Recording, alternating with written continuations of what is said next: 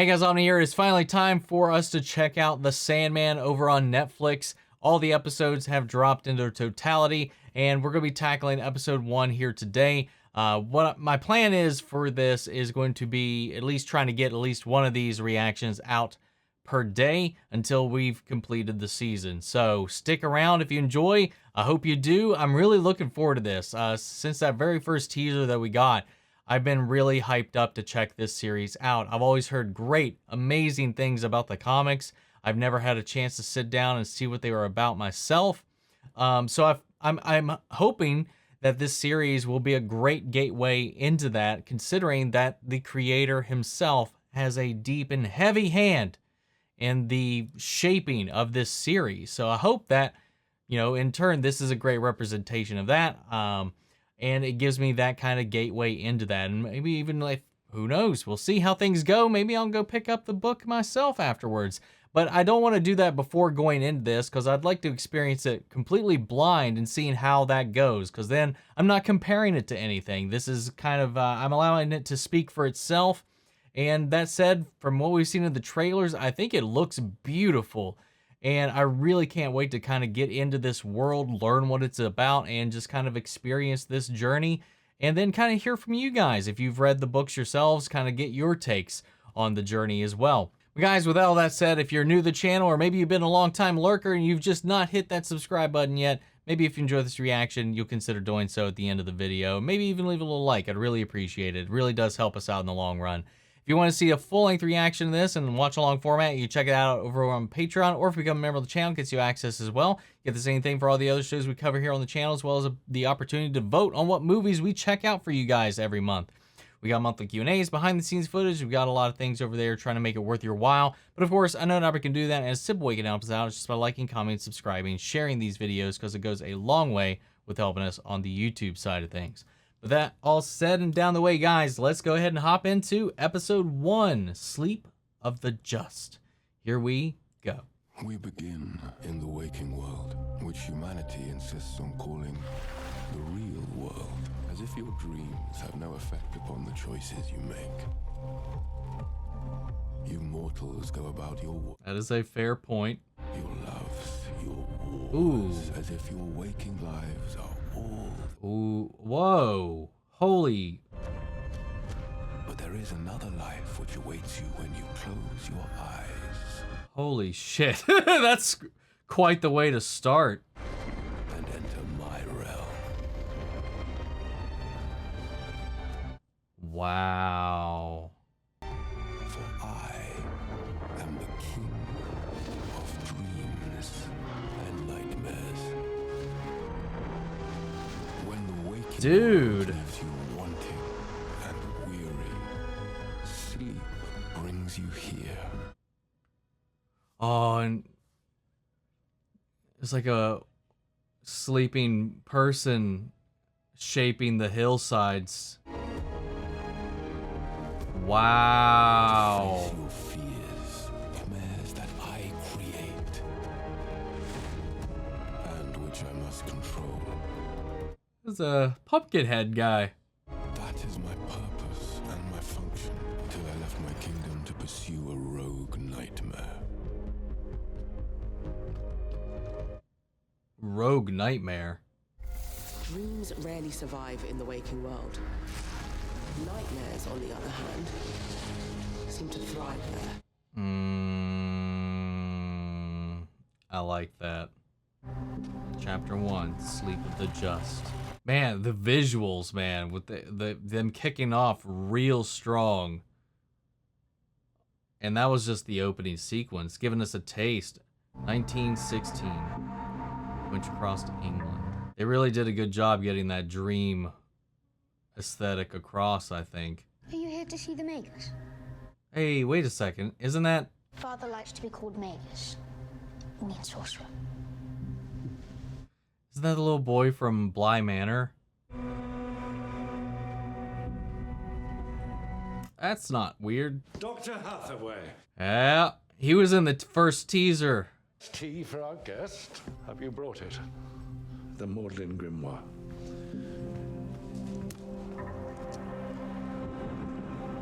That emblem looks like the gemstone that we saw in Sandman's hand. Can you really capture the Angel of Death?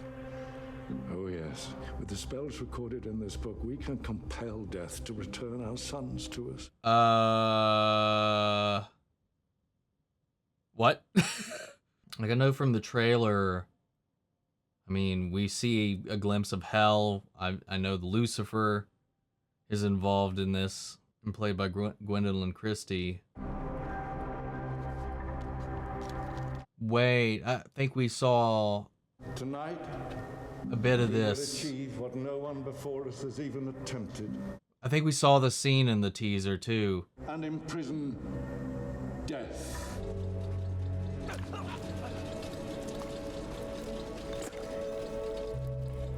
What the fuck? Corinthian.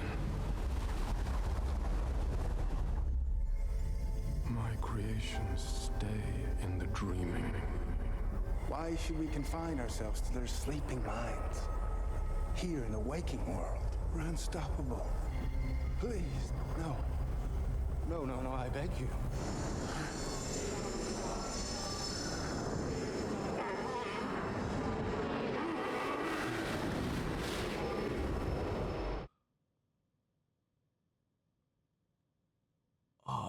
They accidentally summoned him instead. Boyd Holbrook, man. I just saw Logan for the first time a few weeks ago, and he was a great villain in that. So I'm curious to see this character he's playing here. I summon you with poison. I summon you with pain. I open the gates. In the names of the old world. Whoa, dude.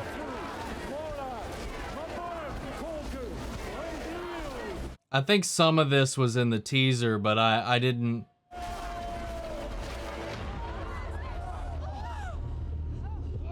I didn't watch all of it because I didn't want to spoil watching the episode.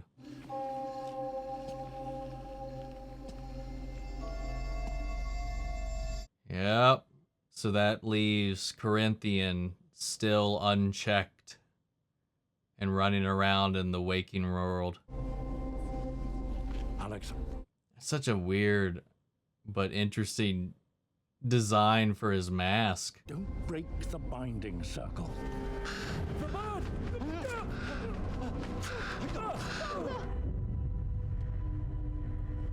Ooh. We'll let our guest recover before we tell him our demands. I was powerless, trapped by a spell cast by an amateur with no concern for the damage he had done. For the following morning, there were some sleepers who could not wake up.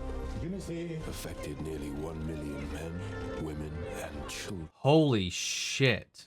That's a lot of people. But it's not everybody that goes to sleep though, which is kind of interesting. Good morning, Magus.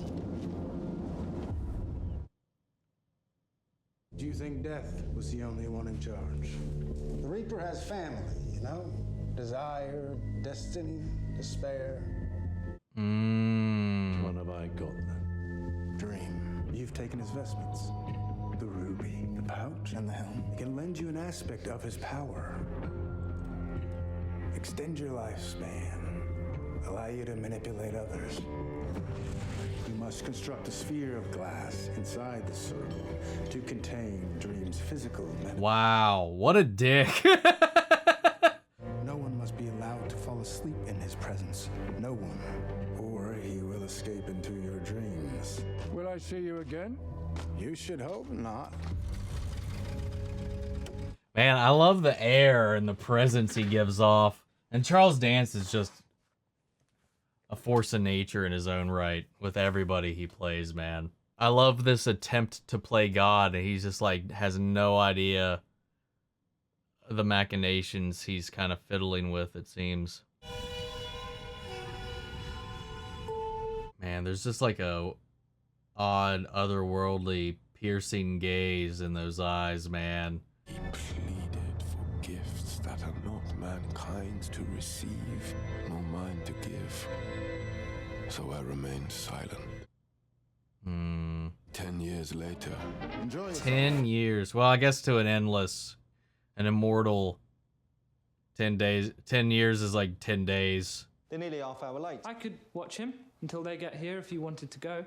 See you tomorrow. Cheers, Alex. They were quick to accept that. Man, I love the aesthetic so far. Like what we saw with the dream, like the dreaming world, and now just like his aesthetic, the Corinthians kind of like our worldly swagger. God knows what that's hiding or what he can really do. And then this contraption, literally like almost like a hourglass, even though it's like an orb. I would let you out. If I could. You would you? Ooh, shit. Do you want to die, Alex? Do you? Because if you do, it's relatively simple. Fuck. Prove it to me. Shoot the fucking bird.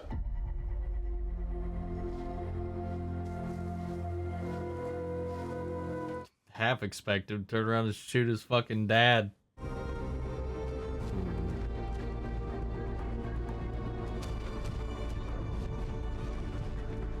It's inside now.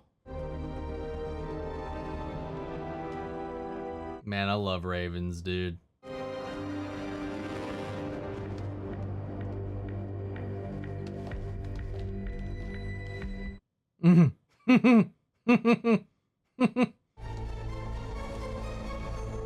This is wild, man.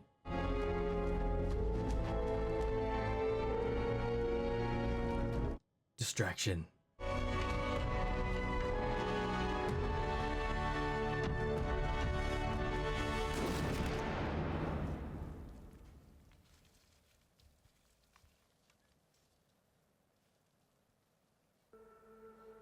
After all of that,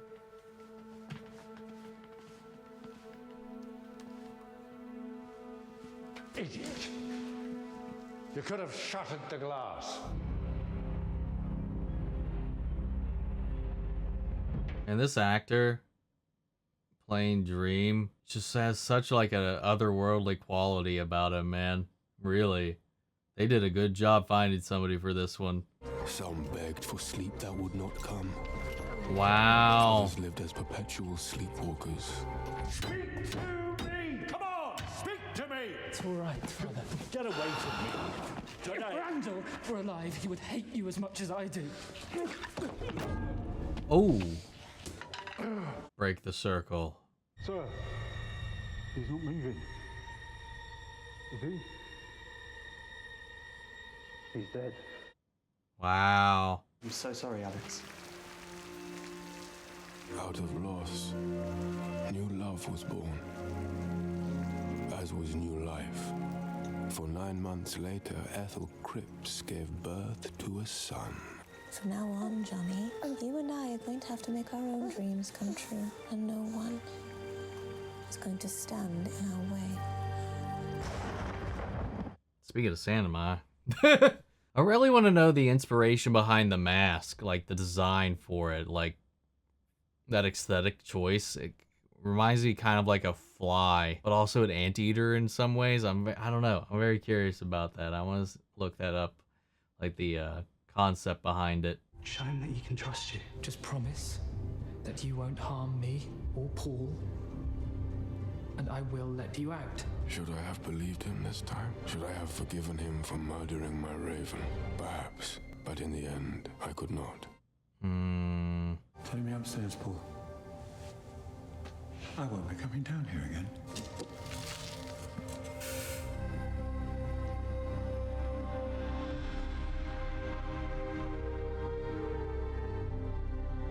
Oh, was that done on purpose by Paul? Oh, Dracula is not giving an inch. Why do you call it Dracula? Because I think it's one of them Draculas.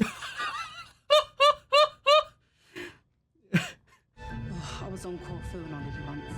I met this right bit craft at the hotel in the morning. Oh, dude.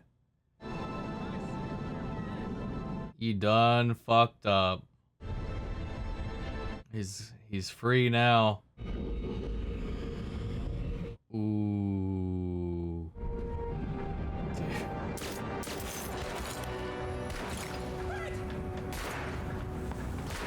Oh, he's making him sleepwalk and free him. Hell yeah, man.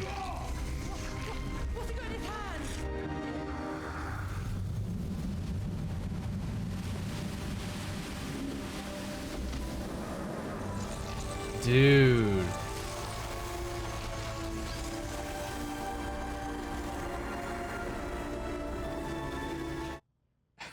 That was wicked, man. Was that a flying cat outside the window? You sleeping, bud. Ooh. Dude. Your punishment then shall be a gift. I give you this Oh. gift of eternal sleep. I'm not gonna stop until I've reshaped this world to look just like me. Ooh, ooh, ooh, ooh. Look. He's got teeth in his eyes.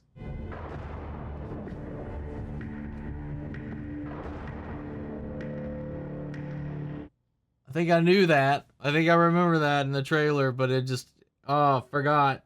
I forgot about it.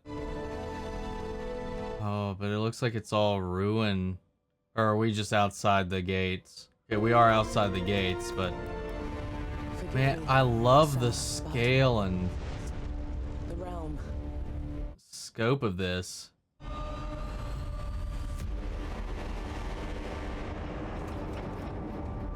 What about the mountain person? Is that mountain person still there? God. And the others? They thought perhaps you'd grown weary of your duties. And What? Abandon them? Had they so little faith in me? I will not have dreams and nightmares preying on the waking world. I will bring them all back. Gotta catch them all, gotta catch them all. Gotta catch them all.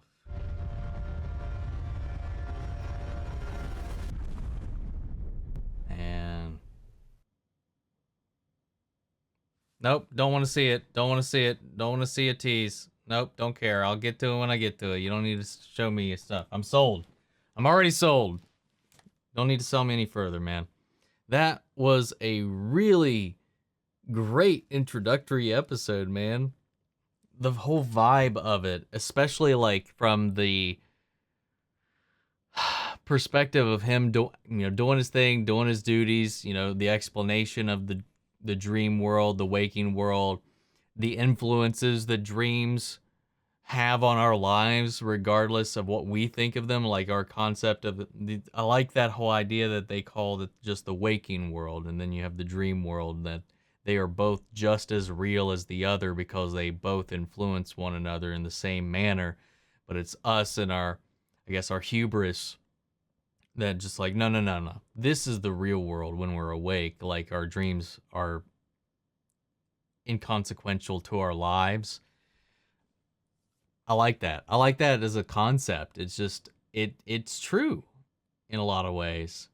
I mean, without your dreams, without that escape, without that imagination, without that freedom of the mind, would you have the motivation or inspiration to go above and beyond what we can do in our world? Like, people have dreams that launch them forward, that inspire them, that, oh, I love that whole idea. And his creations, I guess he creates the dreams that people have. So he's like the architect of people's dreams. And his creations, be they nightmares or dreams, do have autonomy of their own, but are expected to kind of adhere to their territory, their boundaries. And one of his creations, this Corinthian, played by Boyd Holbrook, has left the dream world and entered the waking world and is preying upon people there, you know, doing his nightmarish stuff just in the waking world. And once that caught wind to Dream, he, you know, was like, time to act on that. But Charles Dance had other plans that just kind of interfered with that.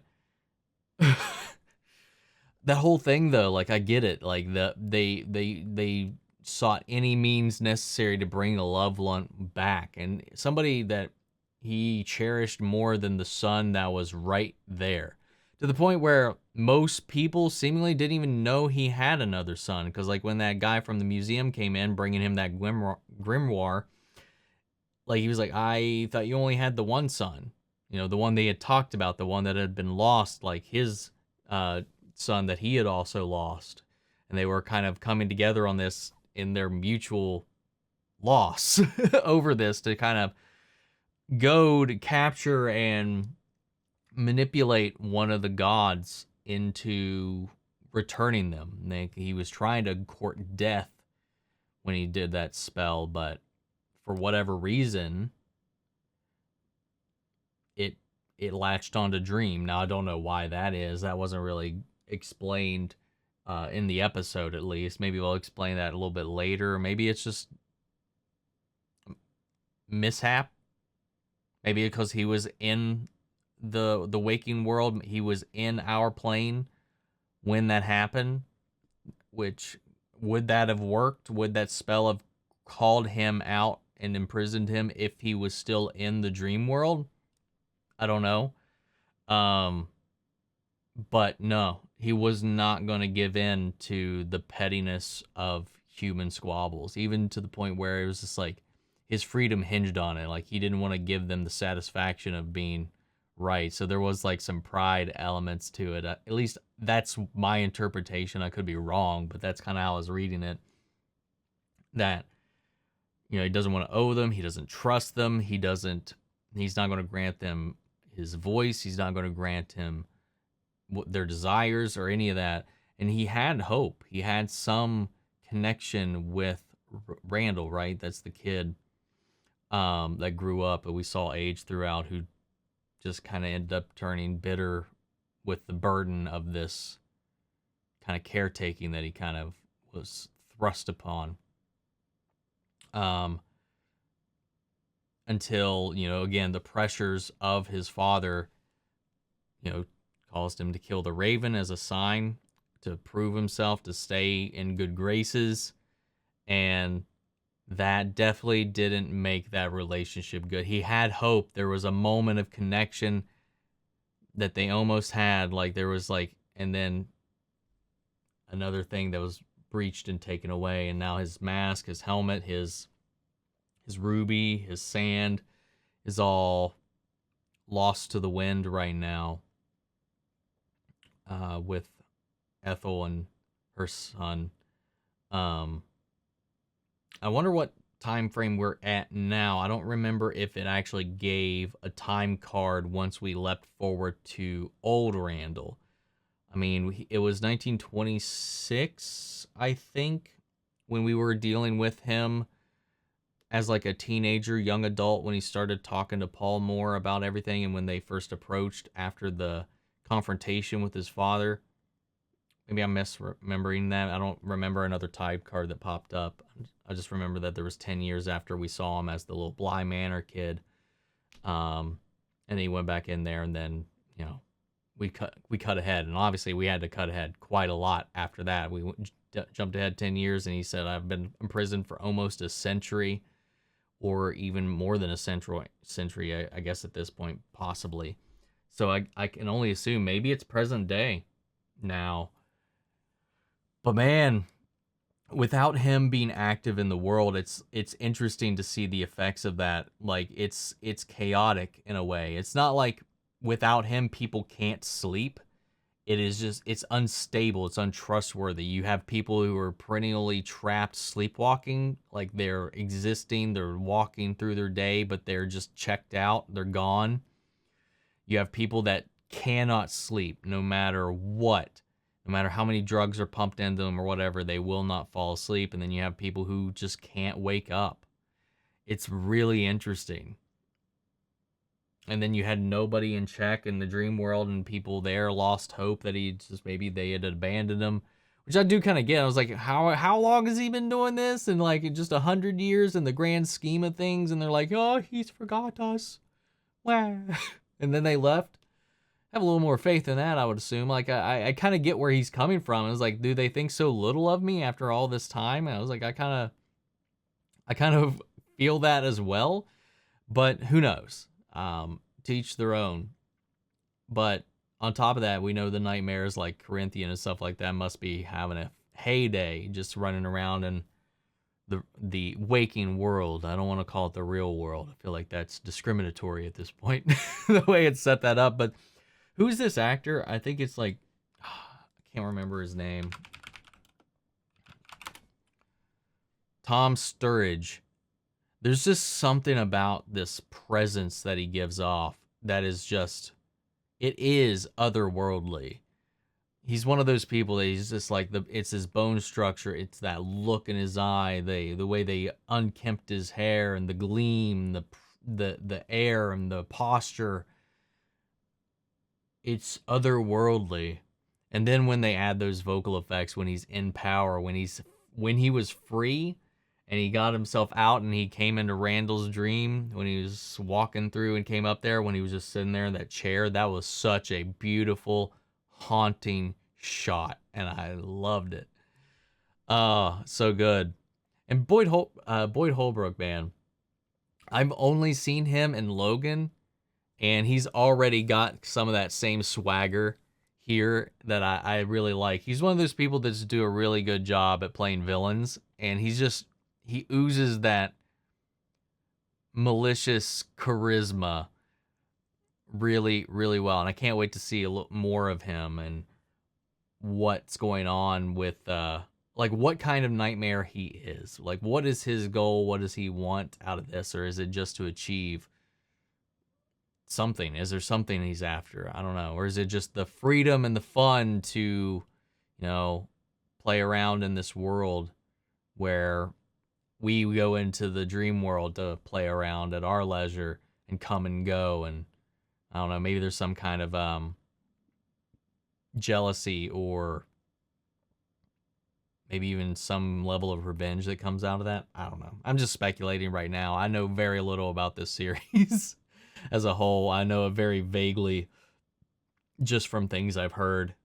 But I really liked this episode. I love the aesthetic. I love the pacing. I love the performances across the board in it. I love the art direction. I think the special effects are pretty solid right now, and I really like the episode, man. I really can't wait to jump into the other ones. I'm going to be banging these things out. So, guys, I hope you enjoyed the reaction. I hope you stick around, and we'll see this thing through.